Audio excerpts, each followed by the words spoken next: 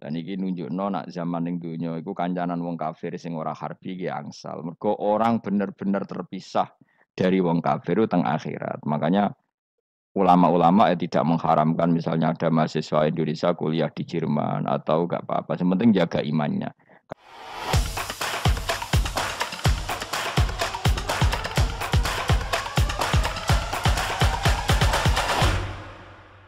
Makanya ya sudah seperti itu. Tapi nanti insya Allah baru kayak kesolehan-kesolehan itu perdebatannya dalam kesolehan. Kayak yang dialami malaikat Jibril dan Nabi Sinten Ibrahim. Malaikat Jibril empati ya karena kekasihnya Allah dibakar.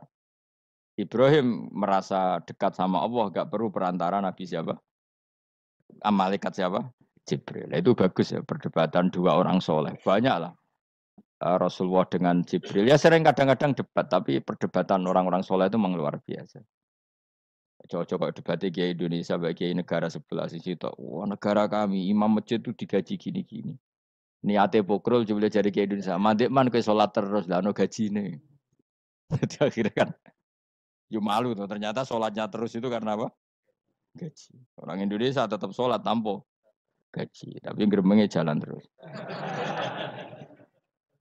Loh iya saya sebagai kiai itu sering bingung kalau ditanya gitu. Saya sering kenal bupati, gubernur. Kalau sering tanya, Gus saya itu ingin mengkhidmati agama di Jawa Tengah atau Jawa Timur, ingin beri ngasih insentif sama guru Madin. Saya sebagai kiai kan juga bingung, muni setuju gue didik uang material, muni rasa setuju, mosok ustad tapi untuk rezeki kok ditentang. Nah gue jenis setuju apa menolak? Ya, Mustafa sing khusyuk muni setuju. Wes bosan deh nabi melarat tuh. Ayo setuju orang.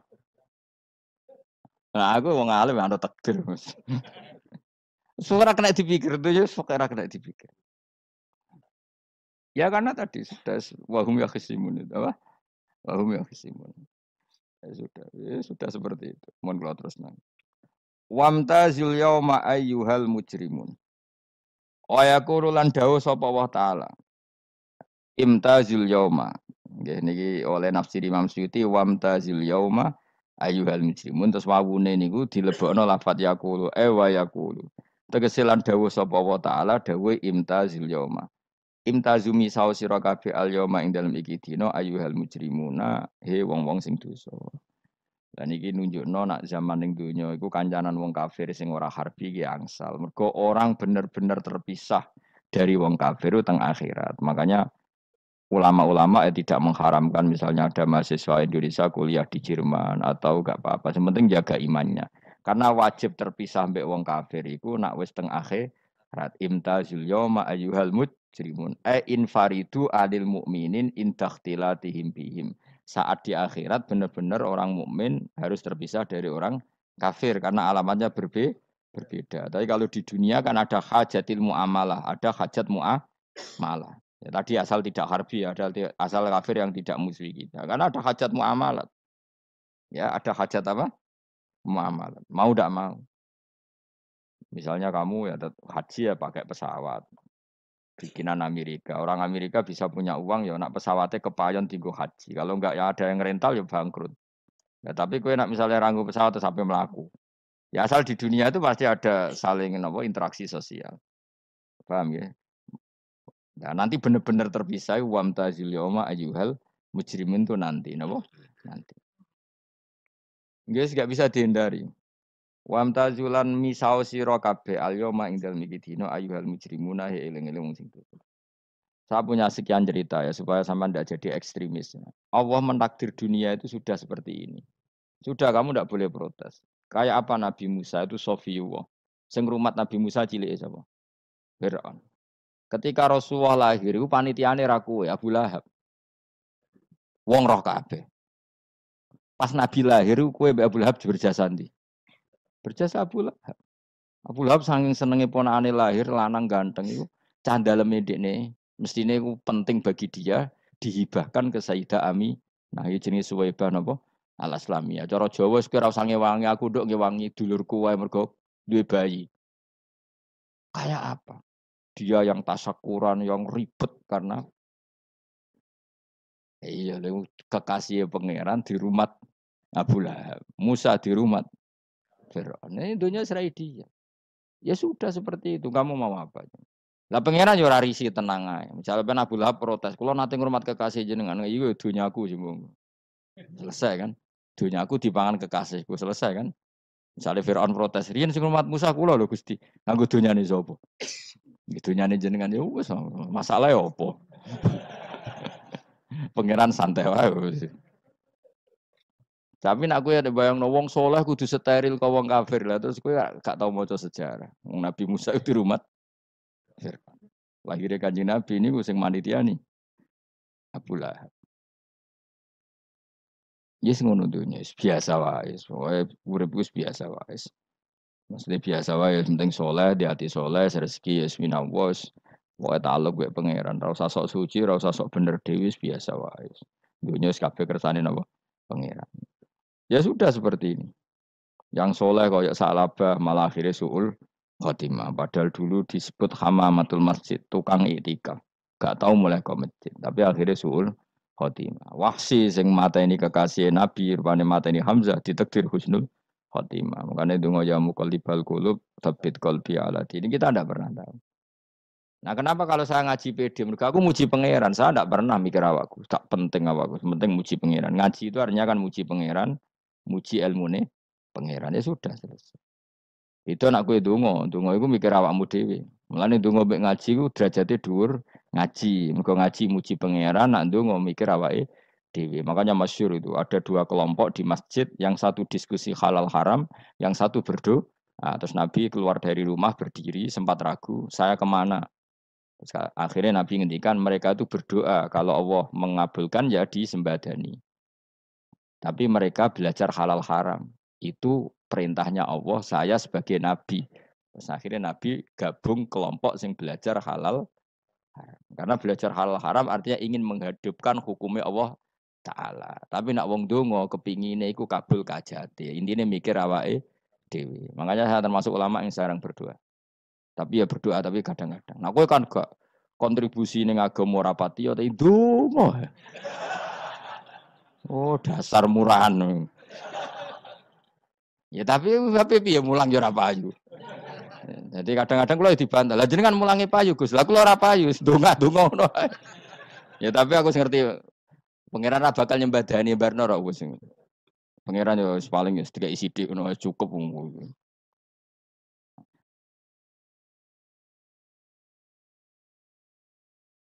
Kula termasuk orang yang enggak setuju ya kalau orang sholawatan terus berlebihan tapi khidmah ini Nabi kurang. Maksudnya gini loh, sholawatan berlebihan ya. Redaksi sholawat tentang Nabi itu kecil. Bukan sholawat jumlahnya enggak. Redaksi tentang Nabi itu kecil, sementara tentang keinginannya itu saya tidak suka. Saya suka sholawatan itu ya yang nyifati Nabi banyak, kemudian keinginannya kecil. Itu bagus. Kayak Ikhya itu loh, kayak Ikhya Abdul Hasan Asadili itu kalau dongo itu jaluk mau swidik paling baris paling terakhir. Misalnya gini, Nahmaduka ya man huwa la ilaha illa anta ar-rahmanur rahim itu langsung in sampai nyifati Allah itu 99. Buar ngono nganti berkuras-kuras. Lagi terakhir mau jaluk dongo sithik. Nah kowe kan enggak muni muji Allah mau basa-basi tok. Alhamdulillah rabbil alamin wassalatu wassalamu ala Muhammadin. Mau nggo syarat tok. Baru ke Allahumma inna nas'aluka nganti telung lari. Tolong halaman. Tapi pas muji pangeran, alhamdulillah rabbil alamin wassalatu wassalamu ala Muhammadin. Bariku terus dongo njaluk mapan, tolak buala. Oh, tau aja. Mana jare pangeran? Muji kekasihku suwi dik dongane kecangkeman. Lah saya tuh gak suka jenis itu. Harusnya solawatnya itu yang panjang. Maksudnya nyifati Nabi yang panjang. Baru mintanya sedikit. Itu bagus. Di akhlak. Makanya saya di antara solawat yang senang itu solawatnya Habib Ali Al-Habsyi yang ngarang Simtutura. Kalau beliau baca solawat itu solatan yattasilu biha ruhul musolli alaihi bi. Fayam basitu fi qalbi sirru nuri ta'aluki bi wa hubbi. Wa yuktabu biha bi inayatillahi ta'ala fi hisbi. Jadi dia baca solawat itu, ya Allah berikan solawat kepada kekasihmu Muhammad. Dengan solawat ini rohnya saya, musolli itu rohnya saya yang membaca solawat, bisa sambung dengan rohnya Rasulullah. Dan setelah sambung saya terhitung sebagai orang yang mencintai Rasulullah. Dan saya berharap dari cinta itu saya tertulis sebagai umatnya. Nah, kowe kan gak maca sholawat itu mau saya termasuk orang yang enggak saya loh ya. Tapi ya tetap baik timbang nganggo primbon ya satu sholawatan itu. Tapi mbok ya punya etika lah dengan Rasulullah itu mbok kalau donga nyifati Nabi yang banyak ya baru keinginan. Kan banyak tuh selawat yang seperti yang saya misalnya di kitabnya Sayyid Muhammad ada Allahumma sholli ala sayyidina Muhammad nuri kalam alladzi wah nyifati Nabi itu sampai panjang lebar baru menceritakan hajatnya. Kalau kamu kan enggak nyifati Nabi basa-basi mau sidik mana. Malah kadang orang misalnya ala Muhammad kok ala Muhammad muni sayyidina aja disoal. Misalnya terus baru kudungannya apa? Panjang. Saya termasuk yang enggak setuju karena itu menurut saya kurang etika. Makanya Rasulullah itu kalau berdoa kalau sudah nyifati Allah coba tak beri satu contoh saja doanya Nabi. Alhamdulillahi hamda yuwafi ni'amahu wa yukafi'u mazida ya rabbana lakal hamdu kama yanbaghi li jalali wajhika azimi sultanik la nuhsi sana'an 'alaika anta kama asnaita 'ala nafsik. Itu sudah berapa itu nyifati Nabi. Itu belum doanya tuh. Nah kamu kan enggak Allahumma alhamdulillahirabbil alamin Allahumma ya Allah di hajati wes gremeng tok titik. Seramu tuh tenan. Jangan gak bakat wali. Nah cara kula iku sisen ngono. Kula ya sering ngamini dongane wong ngono niku, tapi ning atiku amin itu maksudnya amin barno mawon Gusti. Dadi aku amin tapi amin ku barno mawon Gusti. Wong ora jelas ngono berarti. Jadi aku muni amin tapi amin barno maksudnya. Ya Allah barno amin ngono maksudnya. Jadi karena tadi setahu saya doanya para nabi, para wali itu memang seperti itu. Ya coba itulah doa tadi aja yang saya sebut itu berapa kalimatnya. Apa? Alhamdulillah hamda yuwafi ni'amahu wa yukafi mazida ya rabbana lakal hamdu kaya membaiki di jalali wajhika azimi sultanin la nuksi sanaan alaika anta kama asnita ala. Enggak terhitung pujian saya kepada engkau sebanyak engkau memuji pada diri engkau sendiri. Allahumma inni a'udzu biridhoka min sakhatika fi mu'afatika min uqubatika wa bika minka. Allahumma sholli bi haqqi jabarutika wa bi kan panjang sekali doanya wali-wali itu, tapi semuanya mensifati Allah. Bahkan banyak yang kemudian lupa enggak doa. Coba haji, doa haji itu coba. Labbaik Allahumma labbaik la syarika lak. Innal hamda wa ni'mata laka wal mulka la syarika lak. Wa ni'mat itu kan labbaik saya siap melaksanakan perintahmu ya Allah sa'dek. Engkau yang punya pujian, engkau la syarika lak. Itu malah enggak ada, jarang malah ada doanya. Itu kalimatnya talbiyah semua. Allahumma antal azil akram itu sudah seperti itu. Karena tadi al mukmin yashghaluhu sana ala Allah min ayyakuna li nafsihi dzakiran. Mukmin sejati adalah sibuk memuja Allah sampai lupa jatah dirinya sendiri.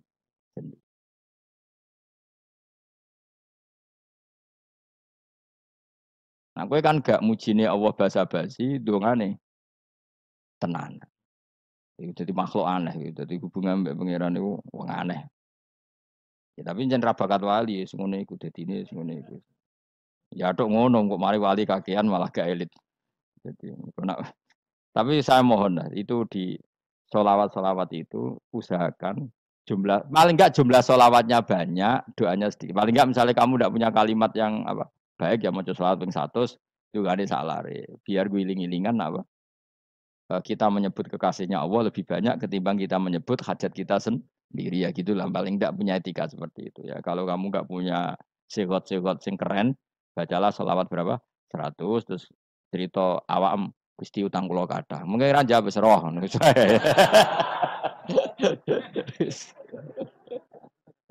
Tapi kan kita menyebut kekasihnya sampai 100, nyebut utang bisa. Ojo kok nyebut kekasih pisan, nyebut utangi 100. Berarti yen sampeyan ditakoki pangeran, kowe nyebut kekasihku piro pisan, nyebut utang 100, dasar rayu utang ngono-ngono mereka. Ya ada, saya termasuk orang yang enggak setuju tadi. Jadi kalau apa redaksi sholawat cari yang mujinya Nabi lebih apa? Lebih banyak. Karena itu nanti lebih lebih diridhoi Allah Taala. Coba Allah sendiri kalau nyebut nabinya itu hitung saja. Laqad ja'akum rasulun min anfusikum. Jadi rasulun min anfusikum. Seorang rasul yang sejenis dengan kamu. Terus azizun, orangnya sangat terhormat. Alaihi ma'anitum. Rasul ini siap menanggung apa yang kalian tidak mampu.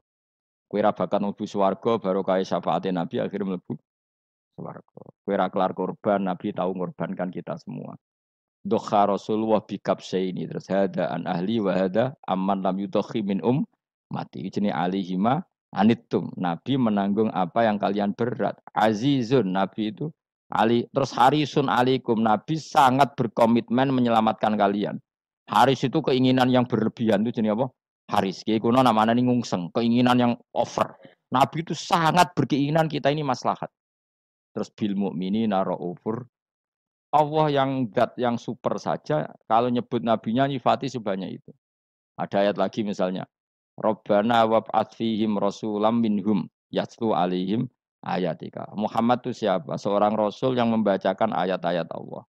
Wa yu'allimuhum, seorang rasul yang mengajari mereka Alkitab wal hikmah. Wa yuzakkihim, seorang rasul yang membersihkan akhlak-akhlak kita. Jadi artinya Allah punya tradisi kalau nyifati rasul itu banyak. Juga nyifati orang-orang sekeliling Rasul. Makanya menurut saya madhab Syiah itu enggak pas. Karena Allah kalau nyifati Rasulullah itu jika nyifati orang-orang di sekeliling Rasulullah. Dan itu dengan pujian. Yaitu Muhammadur Rasulullah. Walladzina ma'ahu asyidda walal kufar ruhama'u bainahum tarahum ruka'an sejata yabtawuna fadla minallahi warid wa nasimahum fi wujuhim min atharis sujud. Itu kan panjang sekali. Dan orang-orang sekeliling Muhammad adalah begini. Kayak apa Allah muji para ashabu Rasulillah? Masa kita ikut kelompok yang menghina ashabnya apa? Rasulillah. Makanya kita tetap mazhab ahli sunnah apa? Wal jamaah yaitu mencintai semua sahabat. Karena Allah saja yang Tuhan mensifatinya dengan sehormat itu. Mensifati apa? Ashabu Rasulillah. Disifati orang-orang yang saling kasih sayang sama orang mukmin. Tarahum rukaan sujud dan komitmen hidupnya untuk rukuk dan sujud. Si mahum fi wujuhim min asari sujud.